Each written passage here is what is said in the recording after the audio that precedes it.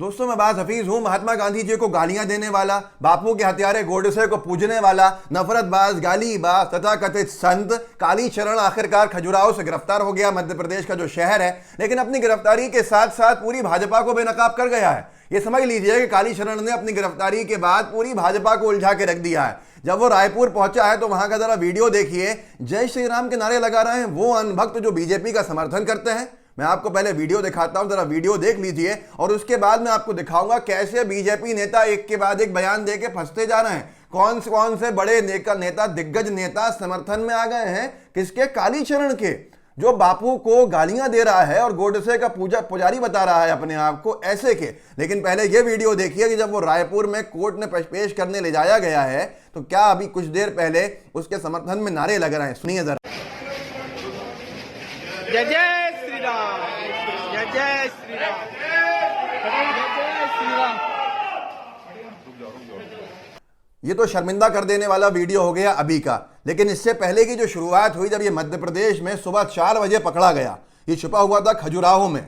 खजुराहो में आपको बता देता हूं कि मध्य प्रदेश के जो बीजेपी के अध्यक्ष हैं बीडी शर्मा, विष्णुदत्त शर्मा, लोकसभा के सांसद भी हैं, उनका लोकसभा क्षेत्र है। वो आरएसएस के ब्लू आइट बॉय कहलाते हैं। कई लोग सवाल उठा रहे हैं कि ये वहीं क्यों गया था। और इस तरह के जितने भी आपराधिक मानसिकता के लोग होते हैं वो बीजेपी के शासित राज्यों में ही क्यों शरण लेने भागते हैं। छत्तीसगढ़ उसमें क्योंकि भूपेश बघेल जी की सत्ता है, कांग्रेस की सरकार है, तो वहां से रातों रात भाग के खजुराहो पहुंचा और खजुराहो से भी गिरफ्तार कर लिया गया। इसका एक छोटा सा वीडियो आप देख लीजिए। जब गिरफ्तार किया छत्तीसगढ़ की पुलिस ने, क्या क्या धाराएं लगाई हैं वो बताऊंगा, लेकिन उसके बाद रुकिएगा क्योंकि गृह मंत्री मध्य प्रदेश का क्या कह रहे हैं।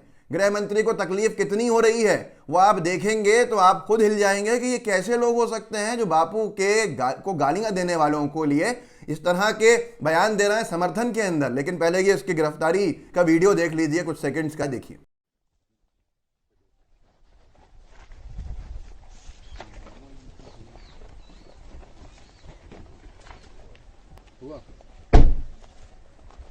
अनुराग द्वारी साहब ने वीडियो डाला था, एनडीटीवी के पत्रकार हैं। उन्होंने लिखा भी था कि 124 है धारा जो राजद्रोह की है, 153A, 1A, 153B, 295A, 505, 1B, 124A IPC की ऐड कर दी गई हैं। अब इसका बचना मतलब बहुत मुश्किल हो चुका है। ये इसमें बहुत सी धाराएं नॉन अवेलेबल हैं, जिसकी वजह से 7 से 10 साल की सज़ा जो है वो बहुत बड़ा विषय बन जाएगा और बीजेपी को और बेनकाब करता जाएगा जैसे जैसे बीजेपी के नेता समर्थन में कूदेंगे। जैसे मध्य प्रदेश के गृह मंत्री नरोत्तम मिश्रा कूद गए हैं। उनका वीडियो आप देख लीजिए, आपको समझ में आ जाएगा। काशिफ लिखते हैं चाहे वो गोडसे के समर्थक हो, वीएचपी बजरंग दल की गुंडागर्दी हो, एमपी के गृह मंत्री नरोत्तम मिश्रा सबके समर्थन में खड़े हो जाते हैं। इस बार गांधी जी को गाली देने वाले कालीचरण के बचाव में उतर गए हैं। जरा देख लीजिए क्या कह रहे हैं और इनके बारे में एक ने क्या लिखा बताऊंगा आप, लेकिन इनका हाव भाव देखिएगा कितने कष्ट में है। सुनिए। प्रोटोकॉल का उल्लंघन कांग्रेस की छत्तीसगढ़ सरकार को नहीं करना था। संघीय मर्यादाएं इसका बिल्कुल इजाजत नहीं देती हैं। उन्हें सूचना देनी चाहिए थी। छत्तीसगढ़ सरकार चाहती तो उनको नोटिस देकर भी बुला सकती थी। मैंने मध्य प्रदेश के डीजीपी को कहा है कि तत्काल छत्तीसगढ़ के डीजीपी से बात करें कि ये क्या तरीका है उनका गिरफ्तारी का, ये तरीके पर आपत्ति व्यक्त करना है, अपना विरोध दर्ज कराएं और स्पष्टीकरण भी लें। आयुष पांडे ने बड़ा अच्छा लिखा है, रो से रहे हैं नरोत्तम मिश्रा जी। इसका मतलब है कि भाजपा और मध्य प्रदेश सरकार कालीचरण को बचा रही थी। देश संघीय ढांचे से चलेगा मिश्रा जी, संघीय ढांचे से नहीं, क्योंकि वो कह रहे हैं संघीय ढांचे से चलता है। और जानकार ये कहते हैं कोई प्रोटोकॉल का उल्लंघन भी नहीं है। इससे पहले विकास दुबे के एनकाउंटर से पहले मध्य प्रदेश से उठाया था यूपी पुलिस ने, कोई उस तरह का बयान नहीं आया था गृह मंत्री का, क्योंकि वो बीजेपी शासित राज्य था और बीजेपी सरकार के इशारे पे हुआ था काम। लेकिन आज बड़ी तकलीफ है। तो ये सारी की सारी चीजें बताती हैं कि किस तरह से बीजेपी के नेता हैं, पूर्व मंत्री हैं छत्तीसगढ़ की सरकार के ब्रजमोहन अग्रवाल, उनको ये बड़ी तकलीफ हो गई है। शायद इन्हीं के समर्थक पहुंचे होंगे नारे लगाने और जय श्री राम के नारे। शर्मिंदा करते हैं धर्म के धार्मिक लोगों को इस तरह के नारे गालीबाज के लिए लगाने वाले।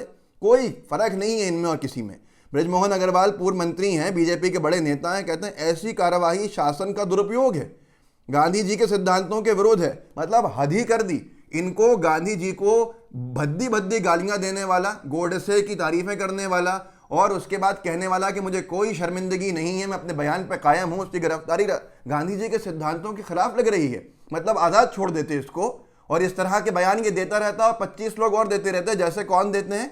इन्हीं की सरकारें उत्तर प्रदेश उत्तराखंड में है, वहाँ यति नरसिंहानंद जैसे गुंडे कह लीजिए, मवाली कह लीजिए, नफरतबाज कह लीजिए, जो चाहे कह लीजिए, वो लोग देते रहते हैं, आज़ाद घूमते रहते हैं। अब समझ में आया कि आज़ाद क्यों घूमते हैं? क्योंकि बीजेपी कहीं ना कहीं समर्थन करती है।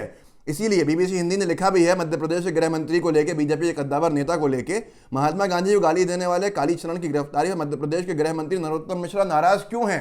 दुनिया भर के अंदर भद पिट रही है जनाब। जरा सोचिए कि आप किसके ऊपर नाराज हो रहे हैं, आप किसके समर्थन में खड़े हो गए हैं। ये सारे के सारे कई तरह के सवाल हैं। लेकिन मध्य प्रदेश के मुख्यमंत्री, मध्य प्रदेश के गृह मंत्री, बीजेपी के दिग्गज नेता नरोत्तम मिश्रा को जवाब भूपेश बघेल जी ने अपने अंदाज में दे दिया अच्छे से, और वो उलझ गए।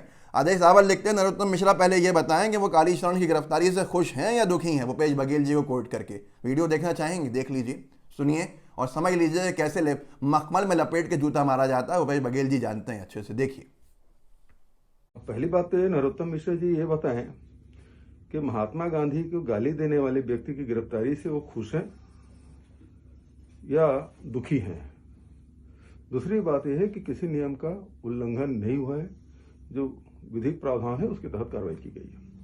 और हैरान कर देने वाली बात तो ये भी है कि बीजेपी आईटी सेल के लोग, अनभक्त, भाजपा के कट्टर समर्थक, आरएसएस की तारीफें करने वाले ट्विटर के ऊपर हैशटैग चला रहे हैं, ट्रेंड चला रहे हैं। बापू के कातिल के समर्थक का, बापू को गंदी गंदी गालियां देने वाले का, इस देश के राष्ट्रपिता को अभद्र टिप्पणियां करने वाले के लिए समर्थन में उतरे हुए अनभक्त।